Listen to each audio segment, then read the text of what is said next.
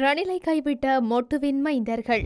அர்ஜுனாவை பழிவாங்குகின்றாரா சஜித்? தொடர்ந்து மறுக்கப்படும் சிறப்புரிமை. உண்டியல் மற்றும் ஹவாலா முறைகள் தொடர்பில் ஹர்ஷன முன்வைத்துள்ள யோசனை. அரசாங்க ஊழியர்களுக்கு வெளியான மகிழ்ச்சி செய்தி. கைது செய்யப்பட்ட 12 மியன்மார் அகதிகளும் விடுதலை. கிளீன் ஸ்ரீலங்கா தொடர்பில் நாடாளுமன்ற விவாதம். எதிர்வரும் உள்ளூராட்சி சபை தேர்தலில் சிலிண்டர் சின்னத்தில் போட்டியிடப் போவதில்லை என நாடாளுமன்ற உறுப்பினர் ரோஹித அபேகுணரட்ன தெரிவித்துள்ளார்.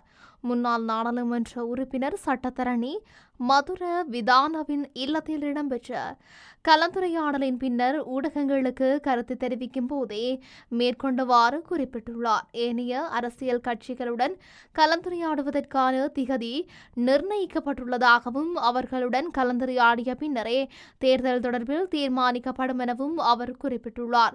இன்று விசேடமாக எமது குழு ஒன்று கூடி எதிர்வரும் உள்ளூராட்சி சபை தேர்தல் தொடர்பில் கலந்துரையாடினோம். குறிப்பாக சிங்கள வருட பிறப்பிற்கு முன்னதாக உள்ளூராட்சி சபை தேர்தலை அரசாங்கம் நடத்த எதிர்பார்த்துள்ளதாக ஜனாதிபதி தெரிவித்துள்ளார். அப்படியானால் அந்த உள்ளூராட்சி தேர்தலில் போட்டியிடுவதற்கு நாம் எவ்வாறு தயாராகி வருகின்றோம் என்பதை சிந்திக்க வேண்டும். எனினும் சிலிண்டருடன் போட்டியிடுவதற்கு எதிர்பார்க்க வேண்டாம் என்றும் குறிப்பிட்டுள்ளார். இந்த நிலையில் அரசாங்கம் மக்களுக்கு அளித்த வாக்குறுதிகளை நிறைவேற்றவில்லை என்றால் மக்களின் அபிலாஷைகளை நிறைவேற்றும் வகையில் ஒரு எதிர்க்கட்சி பலமாக மாறும். மேலும் உள்ளூராட்சி தேர்தலில் பலமான எதிர்க்கட்சியுடன் போட்டியிட்டு வெற்றி பெறும்போது அரசாங்கத்தின் நிலைப்பாடு தெரிய வரும். அதற்கு நாங்கள் தயாராக இருக்கின்றோம் என்றும் குறிப்பிட்டுள்ளார். தமக்கு நாடாளுமன்றில் உரையாற்றுவதற்கு நேரம் ஒதுக்குவதில் தொடர்ந்தும் சிக்கல் நிலவுவதாக யாழ்ப்பாண மாவட்ட நாடாளுமன்ற உறுப்பினர் ராமநாதன் அர்ஜுனா இன்று 2வது முறையாகவும் சபையில் தெரிவித்துள்ளார். நேற்றைய தினமும் இந்த விடயம் தொடர்பில் அவர் நாடாளுமன்றில் உரையாற்றியிருந்த நிலையில் சபாநாயகர் இந்த விடயத்தில் தலையிட்டு உடனடியாக தீர்த்து வைக்க வேண்டும் என அவர் கேட்டுக்கொண்டார். இதனிடையே குறித்த கோரிக்கையை இன்றைய தினமும் சபைக்கு தலைமை தாங்கிய பிரதி சபாநாயகரிடமும் விடுத்துள்ளார். இதன்போது தமக்கு நேரம் வழங்குவது தொடர்பில் குழு ஒன்றை நியமித்து கலந்துரையாடப்படும் என சபாநாயகர் நேற்றைய தினம் உறுதியளித்ததை அடுத்து அர்ஜுனா இன்றைய நாடாளுமன்ற அமர்வின் போது நினைவுபடுத்தியுள்ளார். இந்த நிலையில் ஒவ்வொரு நாடாளுமன்ற அமர்வின் போதும் தாம் யாழ்ப்பாணத்திலிருந்து வருகை தந்து இருக்கையில் அமர்ந்து மேலே பார்த்து கொண்டு மீண்டும் சென்று விடுவதாக தெரிவித்திருந்தார். எனவே தாம் உரையாற்றுவதற்கும் நேரம் ஒதுக்குவது தொடர்பில் உடனடி நடவடிக்கை எடுக்க வேண்டும் என ராமநாதன் அர்ஜுனா வலியுறுத்தினார். இந்த விவகாரம் தொடர்பில் தமக்கு விரைவாக பதில் வழங்குமாறும் கேட்டுக்கொண்டதோடு இதற்கு பதிலளித்த பிரதி சபாநாயகர் ரிஷ்வி சாலி குறித்த பிரச்சினை தொடர்பில் நிச்சயமாக சபாநாயகர் தமது கருத்தை தெரிவிப்பார் எனவும் குறிப்பிட்டுள்ளார்.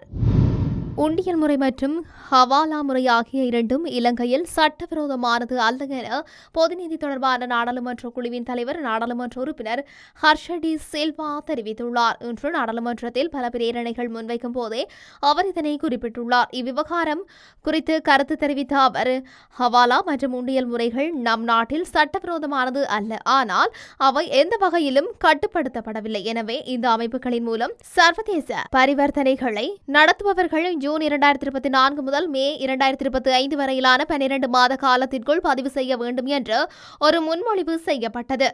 இந்த விடயம் தொடர்பில் முழுமையான மீளாய்வை மேற்கொண்டு அறிக்கை சமர்ப்பிக்குமாறு குழு மத்திய வங்கியிடம் கோரியுள்ளதாகவும் அவர் குறிப்பிட்டுள்ளார். மேலும் குறித்த பிரேரணை அங்கீகரிக்கப்பட்டு நாடாளுமன்றத்தில் சமர்ப்பிக்கப்பட்டுள்ளதாகவும் ஹர்ஷடி சில்வா குறிப்பிட்டுள்ளார்.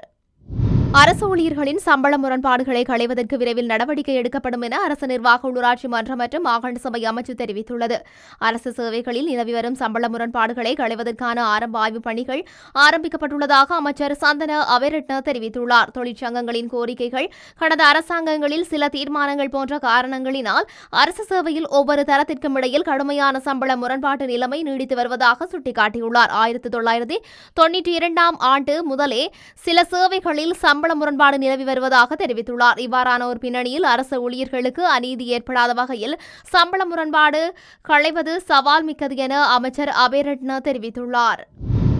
கடந்த மாதம் இலங்கைக்குள் வந்திருந்த மியன்மார் அகதிகள் 12 நபர்கள் சட்டவிரோத குடியேற்றவாதிகளை ஏற்றி வந்தார்கள் என்ற அடிப்படையில் கைது செய்யப்பட்டு 14 நாட்கள் திருகோணமலையில் விளக்கமறியலில் வைக்கப்பட்டிருந்தனர். கடந்த வருடம் 31ஆம் தேதி மீண்டும் அவர்கள் நீதிமன்றத்தில் முன்னிலைப்படுத்தி மீண்டும் அவர்களை 14 நாட்கள் விளக்கமறியலில் வைக்க நீதிபதி உத்தரவிட்டிருந்தார். இருப்பினும் இன்று அவர்கள் மீதான குற்றச்சாட்டை சிஐடியினர் வாபஸ் பெற்றுள்ளனர். இதையடுத்து அவர்களும் அந்த 12 நபர்களும் விசா இன்றி உள்ளே இருந்ததாக குற்றம் சாட்டப்பட்டு முல்லைத்தீவில் வைக்கப்பட்டிருந்ததாக 103 நபர்களுடன் இணைக்கும் நோக்கில் திருகோணமலையிலிருந்து விடுவிக்கப்பட்டு முல்லைத்தீவு நோக்கி காவல்துறையினரால் அழைத்துச் செல்லப்பட்டுள்ளனர். கடந்த மாதம் 115 மியன்மார் அகதிகளுடன் படகொன்று முள்ளிவாய்க்கால் கடற்பரப்பில் கரையொதுங்கியமை குறிப்பிடத்தக்கது.